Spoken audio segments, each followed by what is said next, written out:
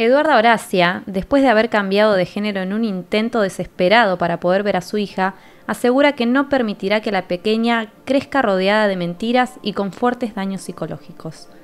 En Neuquén, el antes padre de la niña reclama a la justicia que accione desde hace meses. Lamenta que el vínculo fue interrumpido por una falsa denuncia por parte de su expareja, quien asegura que abusó sexualmente de la menor. En octubre del 2021, había dicho frente a las cámaras de 24/7 Canal de Noticias que, siendo varón, todo cuesta el doble. Por eso había prometido hacer hasta lo imposible para ver a su hija.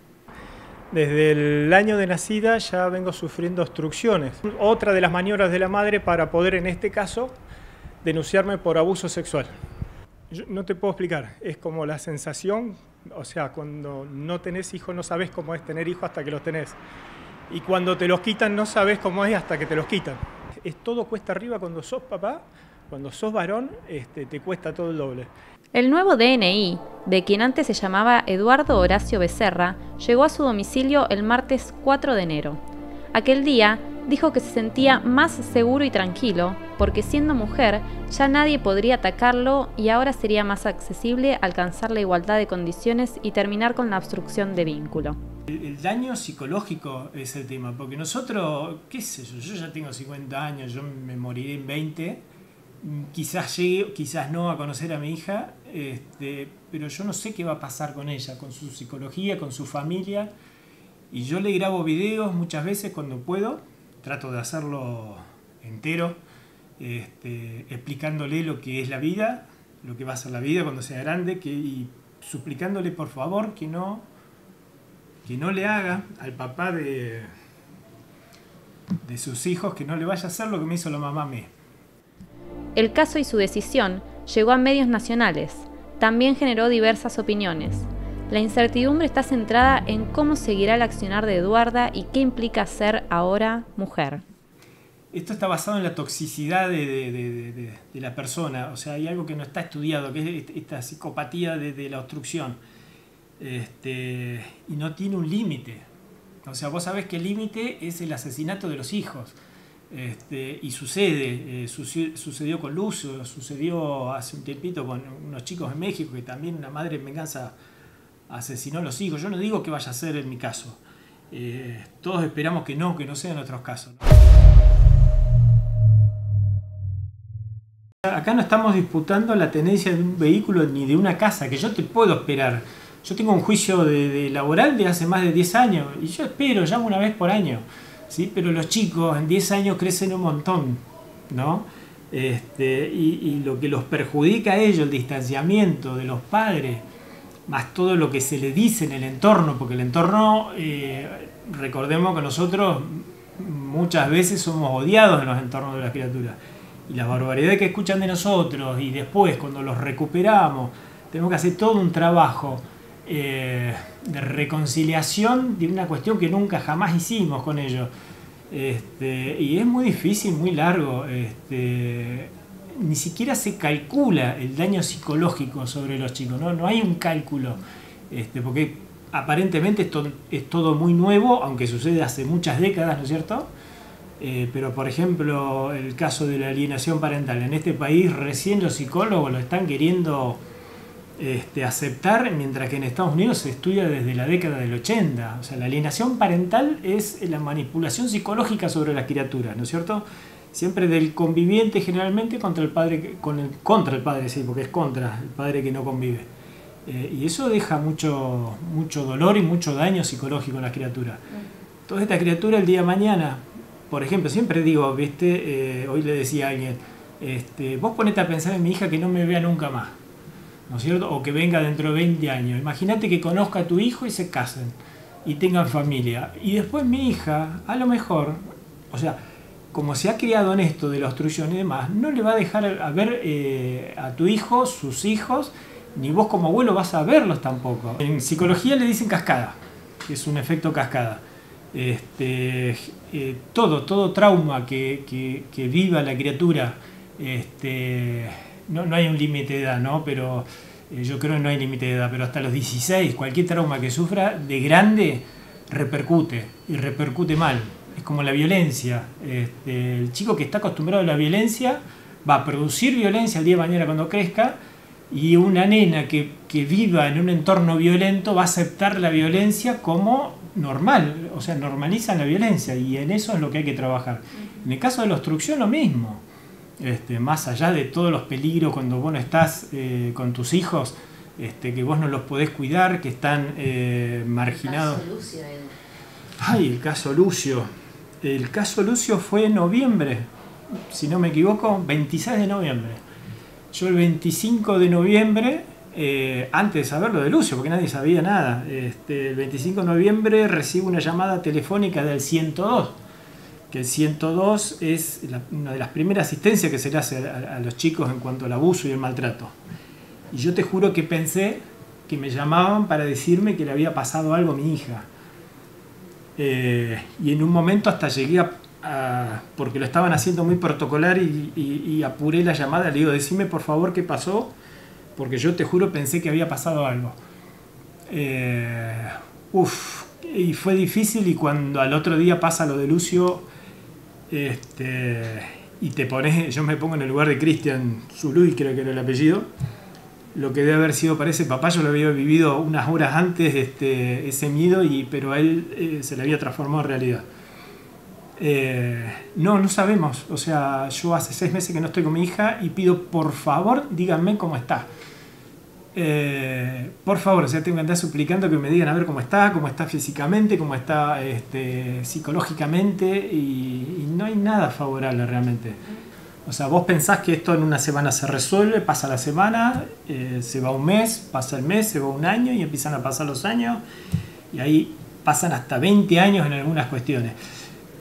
Pero esto, el daño psicológico es el tema, porque nosotros, qué sé yo ya tengo 50 años, yo me moriré en 20, quizás llegue, quizás no, a conocer a mi hija, pero yo no sé qué va a pasar con ella, con su psicología, con su familia, y yo le grabo videos muchas veces cuando puedo, trato de hacerlo entero, explicándole lo que es la vida, lo que va a ser la vida cuando sea grande, y suplicándole por favor que no le haga al papá de sus hijos, que no le vaya a hacer lo que me hizo la mamá a mí. Yo la leí, viste, varias veces antes de ir. Una cosa es decirles que lo vas a hacer, y otra cosa es la mañana cuando vos salís de tu casa a hacerla. Decía, ¿y qué hago? Pero mi motor siempre fue mi hija, ¿viste? Entonces digo, llegué, me planté, había un montón de gente, digo, buenas, quiero hacer el trámite de cambio de género. Y yo fui vestido como estoy, hablo como hablo, el pelo como lo tengo, la cara limpia como la tengo, sin tacones, sin nada, y llamó la atención. Pero hasta se llamó a cierta supervisora para que venga a ver, constatar la situación, ¿viste? Y yo estaba muy seguro de lo que quería, porque si es cuestión de apercibirse, porque la ley dice apercibirse, y una ley en sí, que es muy parecida a veces, como te dicen en Estados Unidos, porque es para las leyes están hechas para que las personas sean felices, o sea, tengan derecho pero sean felices, que esas leyes le produzcan felicidad en su vida. Y mi felicidad en ese momento era estar con mi hija, y si la ley de género era la meta, era la vía para poder recuperarla, lo iba a hacer. No podían preguntar eso. No, porque siempre estuve decidido, o sea, yo mi mentalidad, o sea, yo tengo una meta. Y a la meta, o sea, muchas veces cuando la meta es larga o es dura, lo mejor es visualizar la meta y no pensar en nada más. Y tenés que llegar ahí. Sí evalué mucho si podría llegar a dañar a alguien. Yo siempre, yo creo que te lo dije alguna vez a vos, pido disculpas si a alguien ofendo o por el mal uso quizás de esta ley, pero a la vez yo tengo que reclamar los derechos míos, y procurar los derechos míos y los de mi hija. Desde la Secretaría de Diversidad, dependiente del Ministerio de Mujeres y Diversidad, manifestaron con respecto a su decisión. Repudiamos enfáticamente la acción realizada por una persona que reconoce haber modificado su género con el único fin de volver a contactarse con su hija, respecto de quien posee una restricción judicial, como él mismo ha reconocido. Alejandra Rodríguez Carrera, directora general de Promoción de Derechos, También habló e indicó que este tipo de actos constituye una degradación a la historia y las acciones sostenidas históricamente por el colectivo LGBT+. Asimismo, alienta descalificaciones sociales que se sirven de acciones como la expuesta para generar ámbitos de violencia y discriminación hacia el colectivo. No sé si quedó un espacio que yo no asistiera en Neuquén. El tipo que sea, de la niñez todos. Del hombre no encontrás en ningún lado. El espacio del hombre, el ministerio del hombre no vas a encontrar en ningún lado. Es más, pregunté a ver cómo podemos iniciar el ministerio del hombre, ¿viste? No, mira, para este año se terminaron los proyectos, estamos en junio. El DAF es el dispositivo de atención al varón, que ahí es donde nosotros reprobamos, digamos, porque muchos de nuestros papás, o sea, denunciados, van ahí y están un tiempito y les digo, muchachos, ¿qué hacen acá? O sea, nos están haciendo perder tiempo, ustedes no son violentos, ¿viste? Y son rechazados. Yo estuve en contacto con ellos porque leí sobre ellos. Y esta gente, que yo no los tengo como enemigos en absoluto, es un ente, una entidad, un sistema, un dispositivo que funciona excelentemente. Ellos tienen casi un porcentaje de positividad, no, un porcentaje que no me sale la palabra ahora, de eficacia de casi el 90%. O sea, ¿quién tiene esa posibilidad de eficacia? O sea, en recuperación del varón violento. Porque yo quise asistir por voluntad propia, en las primeras denuncias, como para cortar tiempo, decir, mira, yo ya fui al DAF, tengo hecho el curso o tengo hecho el tratamiento, toma. Sí, siempre traté de trabajar, o sea, actuando a un paso adelante de todo esto, para cortar los tiempos. Pero no hay manera de acortar nada. Cuando te topás con la falsa denuncia, tenés un retroceso de, no sé, tenés 2 meses por una denuncia de violencia, tenés 2 meses más el tiempo que se le ocurra al juez que vos te puedes llegar a revincular con tu hijo. La anteúltima vez que hice yo una denuncia por violencia, pasó la perimetral de 60 días, se tomaron 3 meses más entre audiencias, que la madre faltaba, y yo digo, pero... O sea, ¿cómo es esto? O sea, sos el violentado, le ponen o sea, se la cuida la madre, no, es inexplicable. Empiezo a ver que, como la madre en algún momento adujo que había vuelto con una marca de mi casa en la pierna, que era sospechoso, qué sé yo, así que tuve que proceder a cualquier indicio de alguna marca, lo que sea que tuviera mi hija, tenía que pasar a proceder a fotografiarlo. Humillante para mi hija, bueno, lo trataba de hacer sin que ella se diera cuenta, pero como para ir recaudando información, ¿viste? Bueno, tal día llegó así, así. En un momento empieza a llegar con unas marcas, con unas picaduras. Le digo a esta mamá, ¿viste cómo tiene las piernitas? ¿Viste qué sé yo? Tratá de buscar, o sea, de la mejor manera posible. Me dice, sí, esos mosquitos a mí también me están picando, ¿viste? Pero las picaduras no cesaban, seguía viniendo, ya se rascaba fuerte. Entonces empecé a averiguar y bueno, me fui. Tuve que hacer todo un raid, o sea, imagínate, sin mi hija, no porque la veía 2 veces por semana nada más, y averiguar a ver qué podía hacer, lo que tenía, ¿viste? No para culpar a nadie, no para buscar, ¿viste? Sino para buscar una solución, porque me parecía que ya era mucho las picaduras. En un momento me encuentro con que derivan que eran picaduras de pulga. Cuando tengo la certeza, consigo, gracias a una persona, consigo un turno de un especialista, pediatra, dermatólogo, que la viera a mi hija. Le digo, mira, fíjate las marcas. Me dice, sí, me dice, son picaduras de pulga, porque no son chinches, que se me había dicho que por ahí podía ser chinche, no, son picaduras de pulga. Y de ahí, bueno, salgo a todo, Defensoría del Niño, de los derechos del niño, derechos humanos, a todos lados a ver, bueno, muchachos, vamos a hacer algo con esto, ¿qué hacemos? O sea, ¿la podemos obligar a esta mamá que fumigue aunque sea la casa? Dice, señor, usted tiene que hacer como gente madura, no hay, o sea, cuando no hay entendimiento el Estado no interviene. ¿Viste? Menos cuando es contra una mujer, o sea, eso es dificilísimo. No hubo absolutamente nadie del Estado ni del Poder Judicial que interviniera. Dice que no hay forma, porque la mamá, o sea, la mamá, pero cuando estamos hablando de mamá, estamos hablando de género, mamá femenino, ¿viste? no tenés, o sea, no hay forma. O sea, son dueñas de los hijos prácticamente.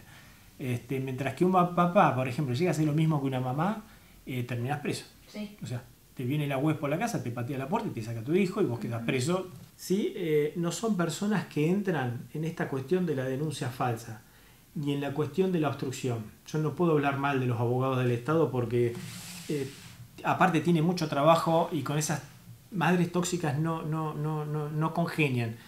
Llegó un momento que en una audiencia el abogado de la otra parte procede a defenderme, y hasta mejor que mi propio abogado, cuando le dice a esta mamá, bueno, usted tiene que entender también que el papá tiene tanto derecho como la mamá a estar con su hija. A ese abogado no lo vi nunca más. Virginia Luna, abogada y licenciada en Desarrollo Social, dijo que la igualdad de género implica ir deconstruyendo toda desigualdad y agregó: siempre que hay niños chicos, por defecto se van con la madre, sin investigar ni evaluar nada. Estamos en comunicación con Virginia Luna. Ella es abogada y licenciada en Desarrollo Social. Está inscripto en nuestra sociedad. No, el proveedor es el varón. ¿Por qué? ¿Por qué no al revés? ¿Por qué no el varón en casa, como hoy lo vemos, ¿no? Hoy en día, bueno, por razones económicas, o trabajamos todos o se nos complica. Pero un poco de esto es la construcción que se hace. Entonces, ¿qué implica en definitiva la igualdad del género? Implica ir deconstruyendo, ir desandando socialmente y bueno, con un refuerzo legal importante, toda esta desigualdad. ¿Y cuál es ese, Virginia, cuál es ese refuerzo legal? Por ejemplo, ¿no? Yo en este momento tengo acá enfrente mío esta obra que te comento, que son aproximadamente 700 páginas de la protección integral de las mujeres. La ley. Obviamente, sí. La ley es bastante minuciosa en cada uno de los derechos que protege. En este caso las mujeres, porque, bueno, como te digo, socialmente sabemos que ha sido mayormente más desfavorecida en muchas cosas. No así lo escuchaba a Eduarda, digo, no en lo jurídico, porque positivamente te puedo decir, al menos acá en Mendoza, que siempre que hay un niño de 5 hacia abajo, los niños siempre por defecto, digamos, con la madre. O sea, sin investigar, sin evaluar. Bueno, claro, sin investigar, sin evaluar. Que es como un poco, yo creo que nos ha movilizado mucho el caso de Lucio. Sí, sí, tremendo. Y Lucio es un extremo, pero yo hago familia y realmente no siempre hay impedimento de contacto, mayormente lo hay, pero más allá de eso, hay papás que se cansan de plantear. Y te digo, desde algo mínimo, como es un hábito de higiene en el niño, cómo te llega el chico el fin de semana en adelante, y no los escuchan, realmente no los escuchan. Por eso yo te planteaba esto los géneros, existen estos géneros, lo que hay que limar, lo que hay que también en la Constitución lo tenemos, es esta igualdad, es decir, que no se incline la balanza y ponga en inferioridad a ninguno de los dos. Exactamente. O sea, no puede estar la mujer por debajo y superior el hombre, ni viceversa. O sea, es destruir esta simetría. De hecho, yo hace poco tuve una audiencia donde es una falsa denuncia de abuso, me consta, digamos, y le pedí al juez que por favor en la audiencia sea en perspectiva de género para mi defendido, que es un varón, porque bueno, en este caso la ley está reproduciendo la simetría en contra del varón. Desde ese lugar ya el chico no tiene la escucha que requiere, y también hay una cuestión donde uno tiene que tener la objetividad necesaria para ver, digamos, qué emociones está jugando el chico en esto, porque también sabemos que los chicos por ahí de alguna manera aprovechan, digamos, esto y bueno, tironean un poco de cada lado en función de sus ventajas, lo cual es totalmente normal, es el niño, digo, los adultos somos los que tenemos que orientar, que acompañar, que conducir y en determinados casos proteger. Ser varón hoy en día en Juzgado de Familia es mal visto. Y si hay una pésima mamá, se le va a tener una paciencia. Bueno, pasó el caso Lucio.